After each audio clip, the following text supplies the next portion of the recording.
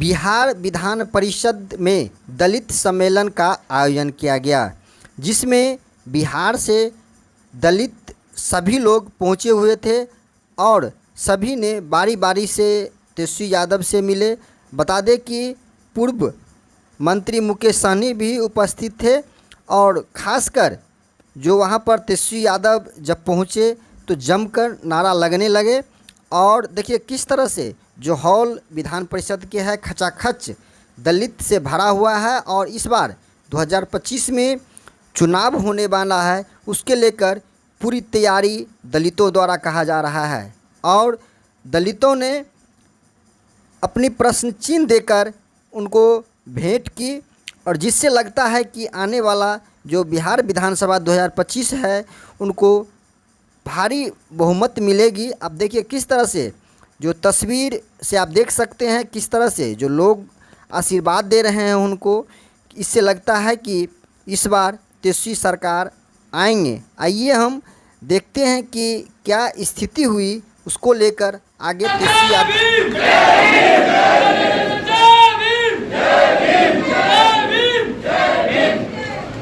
जो बोले सो निर्भय सतगुरु रविदास महाराज की जय। श्री गुरु रविदास की, श्री गुरु रविदास की जय। भीम, जय भारत, जय संविधान।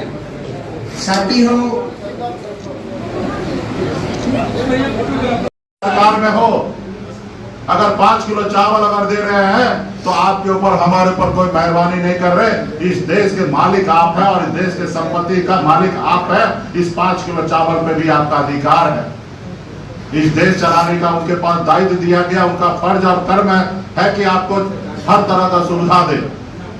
लेकिन आज वो लोग पूरा भजाएंगे कि हमने 10,000 रुपया दे दिया।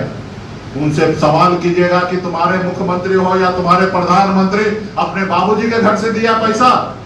ये देश का खजाना है, राज का खजाना है। इस राज का खजाना पे हर एक नागरिक का हिस्सेदारी है साथियों, हर एक नागरिक का हिस्सेदारी है। और ये काम आप ही को करना पड़ेगा। आपको गांव-गांव में जाकर यही बात को समझाना पड़ेगा कि हमें 5 किलो चावल नहीं चाहिए। हमारे बच्चे को पढ़ने के लिए स्कूल की आवश्यकता है, हमें 5 किलो चावल नहीं चाहिए। आपको गांव-गांव में जाके समझाना पड़ेगा कि हमें 5 किलो चावल नहीं चाहिए, हमारे बच्चे के लिए हॉस्पिटल की व्यवस्था चाहिए, हमें 5 किलो चावल नहीं चाहिए।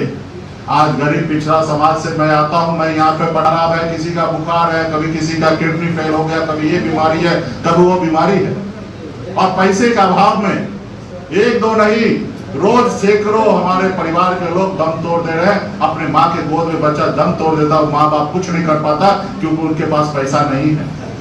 प्राइवेट हॉस्पिटल जाइए, वहां पे पैसा लगेगा, उनके पास पैसा नहीं है। सरकारी हॉस्पिटल में जाइए, वहां पे आपके पास ना पैरवी है, ना पहुंच है, ना ताकत है, आपका वहां पे नहीं होगा। वहां पे बेड खाली रहेगा लेकिन आपको एडमिट नहीं करेंगे। तो ये व्यवस्था बिहार में बना हुआ, देश में बना हुआ साथियों।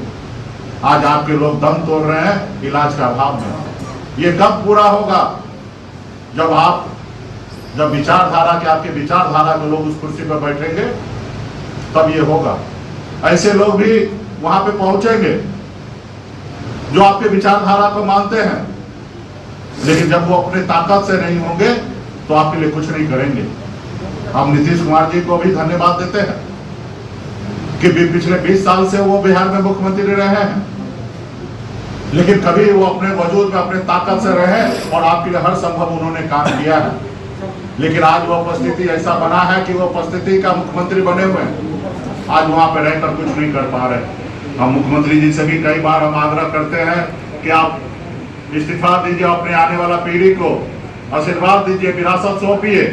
आपका बताया हुआ रास्ते पे हम ही लोग चल सकते हैं, जिसके साथ है वो नहीं चल सकता। और हम उनके भी सपना को साकार करने के लिए सिर्फ हम आने वाला समय में सिर्फ 15% आरक्षण में नहीं रहने वाले। अब इस बिहार विधानसभा में आपने देखा होगा कि हमने घोषणा किया है कि हम 37% अगर अति पिछड़ा है तो 37% हमारे पार्टी में जितना टिकट होगा उनको हम देने का काम करेंगे।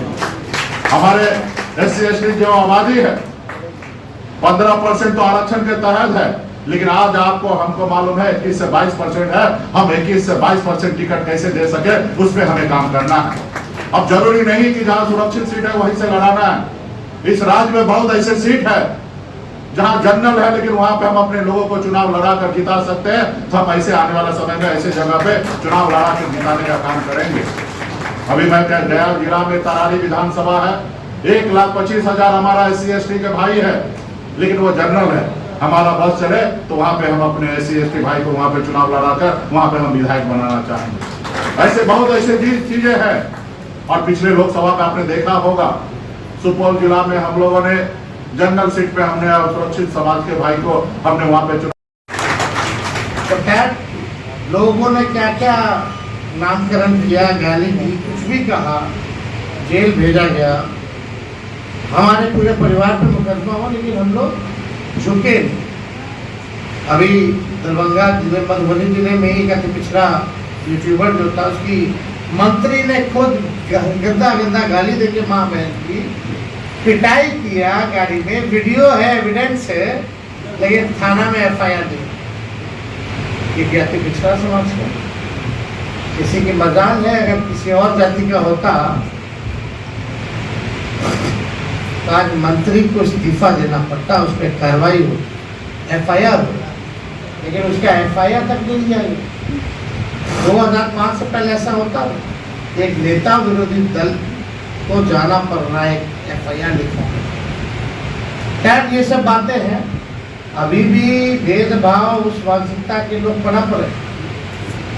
अब हमारे चाचा जी पलट गए, बार बार पलटते रहते हैं।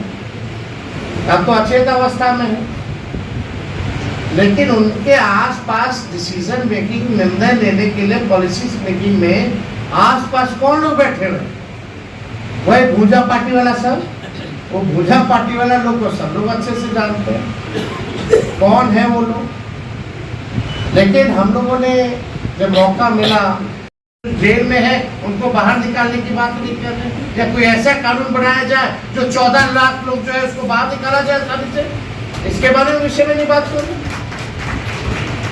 तो हम लोग जहाँ थे वही है, चाहे कितना भी कोशिश किया गया, दबाओ झुकाओ, बदनाम करो, आपस में लड़ाओ, ये सब उन लोगों का भाजपा का चलान और ना भाजपा के लोगों का चलने वाला।